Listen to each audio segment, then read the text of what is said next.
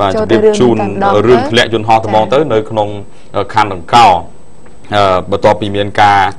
ចុះផ្សាយបន្ទាប់ពីការគេហទំព័រផ្សេងក៏ដូចជាប្រព័ន្ធទំនាក់ទំនងបណ្ដាញសង្គម Facebook នោះឥឡូវយើងខ្ញុំសូមអនុញ្ញាតជម្រាបជូនទៅមកគឺរូបភាពនេះទិដ្ឋភាពនេះគឺធ្លាក់នៅក្នុងបាទខណ្ឌដង្កោបាទសង្កាត់ព្រៃសរភូមិព្រៃទីទុយបាទជាប់នឹងពន្ធនាគារក្បែរនឹងពន្ធនាគារព្រៃសរត្មងចា៎បាទហើយការកាត់ឡើងនេះគឺកាត់ឡើងនៅក្នុងម៉ោង 9:30 នាទីព្រឹកមិញថ្មីត្មងបាទហើយបន្ទាប់ពីខាងអាកាសយានិកក៏ដូចជាមន្ត្រីថ្នាក់ដឹកនាំធំរបស់ខ្លួនគឺមានរហូតដល់5រូបដែលជិះនៅលើអូថូភេកញ្ចក់នោះបាទហើយខ្ញុំបាទសូមអនុញ្ញាតជម្រាបជូនផងដែរតាក់ទងទៅនឹងអ្នកដែលជិះនៅក្នុងអូថូភេកញ្ចក់នោះគឺមានថ្នាក់បាទផ្កាយ2មួយរូបបាទថ្នាក់អាដាមសេនីទូអាដាមសេនីត្រីផ្កាយ1វរៈសេនីផងដែរហើយបានបាត់បង់ជីវិតដោយសារតែការធ្លាក់អូថូភេកញ្ចក់របស់កងទ័ពអាកាសនៅក្នុងរណ្ដៅដីដ៏ធំមួយដែលមានទឹកស្ថិតនៅខាងក្រោយពន្ធនាគារព្រៃសរនេះរូបភាពនេះគឺខាងកងកម្លាំងប្រដាប់អាវុធគ្រប់ជាន់ថ្នាក់លោកបានចុះទៅបន្ទាប់ពីមានការកើតហេតុភេទរឿងនេះកន្លងទៅហើយក៏មានការរៀបចំ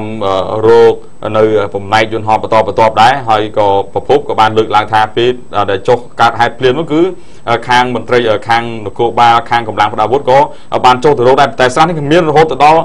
30 ម៉ែត្រនោះជម្រៅ30 ម៉ែត្របាទហើយដំបងឡើយគឺគេសន្និដ្ឋានឃើញថាយន្តហោះដំបងនេះគឺហាក់ហោះឡើងខ្ពស់អូថូភេកញ្ចក់បាទអូថូភេកញ្ចក់នេះគឺខ្ពស់មែនទែនបន្ទាប់មកក៏មានការដាំដងចូលមកក្រោមរវល់ 3-4 ត្រឡប់ចូលមកក្រោមធ្លាក់មកនេះបាទនេះបំណែកតែទំមូលវានៅក្នុងក្រោមទៀតដែលខាងកងកម្លាំងប្រដាប់អាវុធកំពុងតែរបន្តទៀតបាទហើយធ្លាក់ដំបូងឡើយនេះធ្លាក់មកចង់នៅប៉ះមាត់ច្រាំងប្រកប៉ះមាត់ច្រាំងហើយក៏វល់ធ្លាក់ 3-4 ត្រឡប់ចូលនៅក្នុងស្រះនេះដែលមានជម្រៅរហូតដល់30 ម៉ែត្របាទហើយតួលេខនៃការស្លាប់រហូតដល់4នាក់ដោយក្នុងនោះគឺម្នាក់ទេទទួលរងរបួសធ្ងន់ដោយបញ្ជូនទៅកាន់មន្ទីរពេទ្យហើយរហូតមកដល់ពេលនេះគឺខាងនគរបាលកំពុងតែដុតដៃដុតជើងបើថាកងកម្លាំងប្រដាប់អាវុធទេគឺមានវត្តមានអាដាមឧបនាយករដ្ឋមន្ត្រីទាបាញ់អាដាមក៏បានជួយទៅវត្តមាននៅក្នុងកន្លែងនោះដែរបន្ទាប់ពីមានការកើតហេតុភេទកន្លែងនេះហើយប្រហែលផាយជាពេលខាងមុខក៏ថ្នាក់មុខដឹកនាំរបស់យើងគឺសម្ដេចនាយករដ្ឋមន្ត្រីក៏លោកក៏អញ្ជើញទៅដែរហើយពាក់ព័ន្ធទៅនឹងការរងរបួសហើយក៏ដូចជាការស្លាប់បន្តនេះគឺព្រឹត្តិការណ៍ហ្នឹងគឺមិនមានការផ្ទុះយន្តហោះទេបាទវាដំបូងគឺហោះហើរឡើងប៉ុន្តែខាងមន្ត្រីយោធាខាងផ្នែកទ័ពអាកាសហ្នឹងក៏បានលើកឡើងដែរថាកន្លងមកគឺបានវឹកហាត់រហូតដល់3ថ្ងៃជាប់គ្នាប្រហែលថ្ងៃនេះ3ថ្ងៃជាប់គ្នារហូតដល់ពេលព្រឹកមិញហ្នឹងទើបជួបបដិវេហេតុការធ្លាក់យន្តហោះធ្លាក់អូថូភេកញ្ចក់ហ្នឹងដែលគេហៅថា helicopter ប្រភេទ Z9 បាទផលិតនៅក្នុងប្រទេសចិនហើយក្នុងនោះមើលឃើញសកម្មភាពខាងកងកម្លាំងប្រដាប់អាវុធលោកបានចុះរោគបន្តមានអូប័រជាច្រើនគ្រឿងមានរថយន្តសង្គ្រោះបន្តចុះមកដែរហើយក្នុងនោះគឺបានរោគបំណែកឃើញជាបន្តហើយក៏មិនទាន់សន្និដ្ឋាន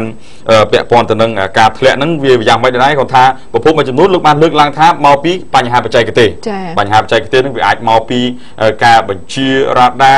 ម៉ាស៊ីនគ្រឿងម៉ាស៊ីនអីបន្តចឹងទៅបានហើយសូមបញ្ជាក់ថាលោកអ្នកឃើញស្រាប់ហើយរូបភាពនេះគឺស្រះបាទមានរហូតដល់ជម្រៅ30 ម៉ែត្របាទ30 ម៉ែត្រនៅក្បែរពន្ធនាគារព្រៃសរបាទហើយខ្ញុំបាទសូមអនុញ្ញាតបញ្ជាក់បន្ថែមថាពាក់ព័ន្ធទៅនឹងចំណុចទាំងអស់នេះគឺបើតាមការដឹងពីអត្តសញ្ញាណបឋមឈ្មោះទី1គឺលោកអ៊ុនប៊ុនហាឋានន្តរសោឧត្តមសេនីយ៍ទូជាមានបញ្ជាការកងហោះហើរអូថូភេកញ្ចក់និងជាអ្នកបើកបរយន្តហោះជើងចាស់ម្នាក់របស់កងទ័ពអាកាសកម្ពុជាយើងបាទទី2ឈ្មោះថាលោកឧត្តមសេនីយ៍ត្រីអៀងវណ្ណរិទ្ធមានបញ្ជាការរងកងទ័ពហោះហើរទី3ឈ្មោះថាលោកថនវ៉ាន់ឌីទី4លោកខំប៊ុនណាននិងទី5បានស្គាល់ឈ្មោះជាបន្តហើយដែលជាអាកាសយានិកអ្នកបើកបរផងចា៎បាទហើយសូមបញ្ជាក់ថាអូថូភេកញ្ចក់ដែលជួបបដិវេហេតុនេះគឺជាប្រភេទ Z9 ផលិតនៅក្នុងប្រទេសចិនហើយដែលកម្ពុជាយើងបានទិញពីប្រទេសចិនចំនួន12គ្រឿងកាលពីឆ្នាំ2009កន្លងទៅហើយមុនមានការធ្លាក់អូថូភេកញ្ចក់នេះគឺកងកម្លាំងយោធារបស់អង្គភាព914គឺលោកបានវឹកវើរហូតដល់ 3-4 ថ្ងៃជាប់គ្នាហើយទើបកើតរឿងព្រឹកមិញហ្នឹងបានចាប់ផ្ដើមធ្លាក់អូថូភេកញ្ចក់នេះមិនទាន់ដឹងថាការធ្លាក់ហ្នឹងគឺវាបណ្ដាលមកពីបញ្ហាអីឲ្យសំខាន់ហើយក៏អាជ្ញាធរក៏ដូចជាមន្ត្រីជំនាញកំពុង ពងតែរិះរោចនៅការស៊ើបអង្កេតបន្តទៀតនៃការដំណើរដើមចុងនៃការធ្លាក់ឧទ្ធម្ភាគចក្រនេះហើយព័ត៌មានលម្អិតយ៉ាងណាបន្តយើងខ្ញុំនឹងអនុញ្ញាតជម្រាបជូននៅម៉ោងព្រឹកស្អែកក៏ដូចជាការជម្រាបជូនរបស់លោករដ្ឋាភិបាលពឹស្ដារបន្ថែមទៀតពាក់ព័ន្ធទៅនឹងការធ្លាក់ឧទ្ធម្ភាគចក្រប្រភេទ Z9 ផលិតនៅក្នុងប្រទេសចិននេះបាទចាហើយឡើយនេះបញ្ចប់រឿងនឹងតែប៉ុណ្្នឹងទៅដោយសាររឿងនេះទាន់ហេតុការណ៍កើតព្រឹកមិញតែម្ដងធ្លាក់ឧទ្ធម្ភាគចក្រ